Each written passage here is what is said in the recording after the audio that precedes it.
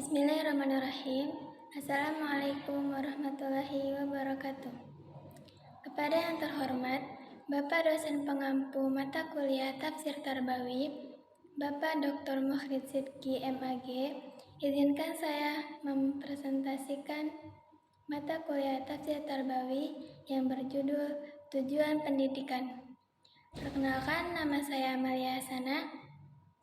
Baik, penjelasan pertama yaitu mengenai Quran Surat Az-Zariyat ayat 56. A'udzubillahi minasyaitonirrajim. Bismillahirrahmanirrahim. Wa ma khalaqatul jinna wal insa illa liya'budun. Ayat ini menjelaskan bahwa Allah menciptakan jin dan manusia hanya untuk beribadah kepada Allah Subhanahu wa taala. Makna mujmalnya yaitu mujmal artinya bersifat umum. Jadi, ibadah yang harus kita laksanakan, harus kita lakukan kepada Allah Subhanahu wa taala itu harus taat, tunduk, harus dengan benar-benar taat dan sesuai peraturannya. Segala hal yang baik menurut Allah itu adalah ibadah. Jadi, Allah mengutus para rasulnya untuk mengajarkan hal beribadah kepada umatnya itu dengan baik dan benar melalui kitab-kitabnya, melalui persyaratannya, peraturannya. Sifat tafsir kontekstualnya itu ada menurut Quraish Shihab, yaitu Quraish Shihab menafsirkan bahwa Allah Subhanahu wa taala menciptakan jin dan manusia itu untuk menciptakan jin dan manusia untuk hanya benar-benar beribadah kepada Allah Subhanahu wa taala.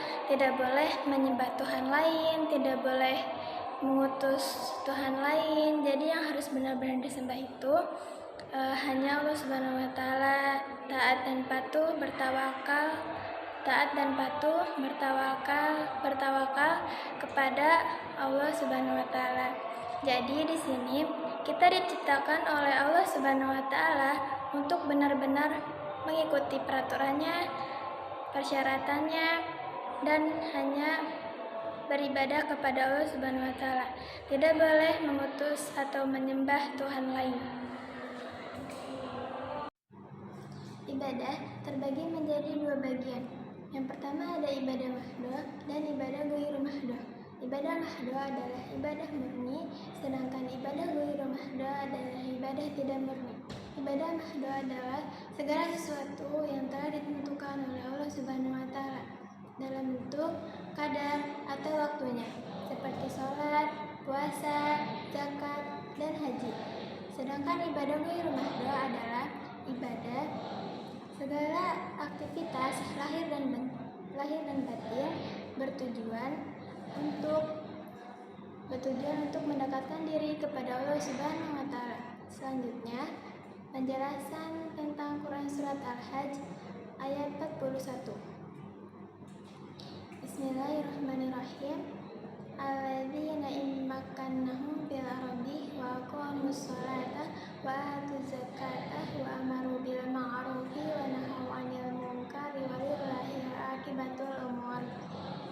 Ayat ini Allah menjelaskan bahwa jika orang-orang yang diberi kekuasaan tentang bumi ini, mengurus bumi ini, maka mereka harus berbuat kebaikan, mendirikan sholat, menegakkan zakat, mencegah kemungkaran, dan menyerahkan segala urusan mereka hanya kepada Allah Subhanahu wa taala. Nah, makna mujmalnya adalah jika orang-orang diberikan kemenangan dan kekuasaan, maka digunakan kedudukannya itu hanya dengan cara agama yang sempurna dan baik dan benar. Nah, seperti apa? Itu tuh seperti sholat, puasa, zakat, dan haji. Nah, mereka juga harus merangkul masyarakat untuk berbuat kebaikan dan mencegah kemungkaran.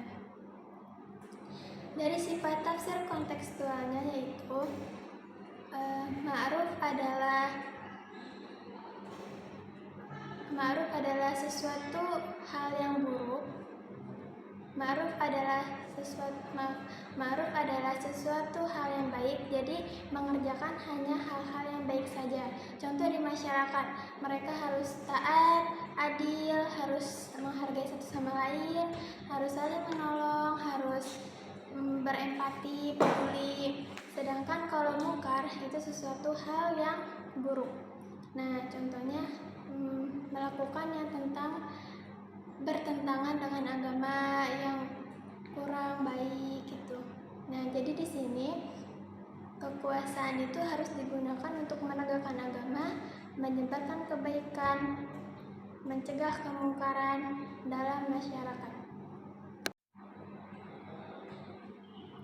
Selanjutnya ada pembahasan tentang Quran Surat Al-Fat ayat 28 dan ayat 29. A'udzubillahi minasyaitonirrajim. Bismillahirrahmanirrahim.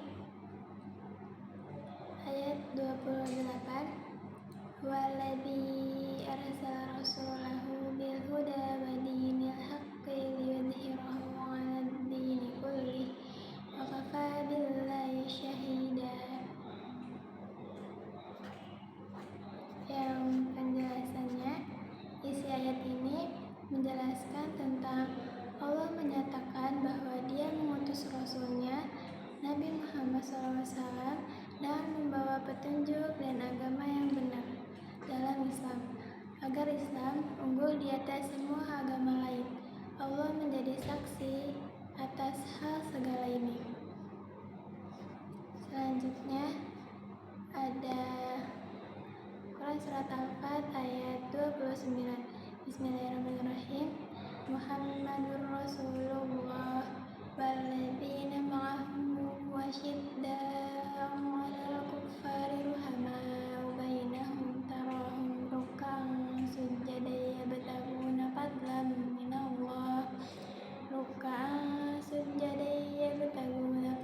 minallah wa ridwana simahum fi wujuhihim min atharis sujud dzalika mathaluhum fit tawrah wa mathaluhum fil injil kazar'in akhraja syat'ahu fa'azarahu fastaghlaza fastawa 'ala suqihi yu'jibu zurra'a liyaghiza bihimul kuffar wa'adallahu alladhina amanu wa 'amilus solihati minhum maghfiratan wa ajran 'azima. Yang dijelaskan di sini tentang Nabi Muhammad dan sahabatnya untuk tegas terhadap orang-orang kafir, tapi penuh kasih terhadap sesama muslim, penuh kasih sayang. Yang kedua ada rajin sholat dan sujud, tampak tanda-tanda keimanan di wajah mereka. Mereka bagaikan tanaman yang tumbuh subur dan kuat, membuat hati senang. Allah sangat menjanjikan ampunan dan pahala besar bagi mereka yang ingin bertobat. Selanjutnya ada makna mujmal. Makna mujmal dalam ayat ini yaitu Allah mengutus Nabi Muhammad SAW dengan membawa Islam sebagai agama yang unggul. Nabi dan para sahabatnya adalah teladan, memiliki sifat-sifat baik. Sifat-sifat baiknya itu tegas terhadap musuh Islam, penyayang kepada sesama, rajin ibadah, dan menjaga hubungan dengan Allah Subhanahu wa Ta'ala, beramal soleh, dan memiliki tujuan hidup yang jelas. Selanjutnya ada sifat tafsir dan kontekstual ayat. Dalam ayat ini, para ulama menjelaskan, menurut Ibnu Katsir memaknai bahwa Nabi Muhammad adalah Rasul yang membawa petunjuk dan agama yang benar dalam Islam.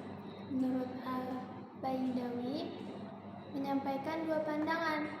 Kata Nabi Muhammad, dianggap sebagai subjek utama, maka maknanya Muhammad adalah utusan Allah Subhanahu wa Ta'ala.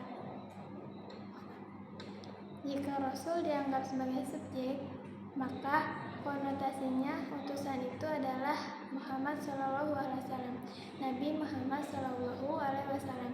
Jadi kesimpulannya dari materi ini, untuk mengembangkan potensi diri secara menyeluruh dari sisi intelektual, moral, sosial, dan keterampilan, menjadi pribadi yang bermanfaat, yang lebih baik lagi, dan memberi kontribusi positif baik untuk diri sendiri, masyarakat, maupun bangsa.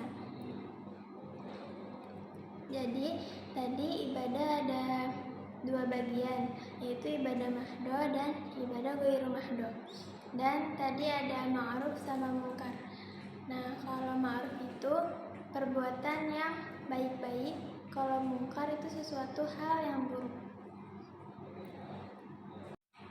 Sekian, terima kasih presentasi saya. Kurang lebihnya saya mohon maaf. Terima kasih. Wabillahi taufiq wal hidayah. Wassalamualaikum warahmatullahi wabarakatuh.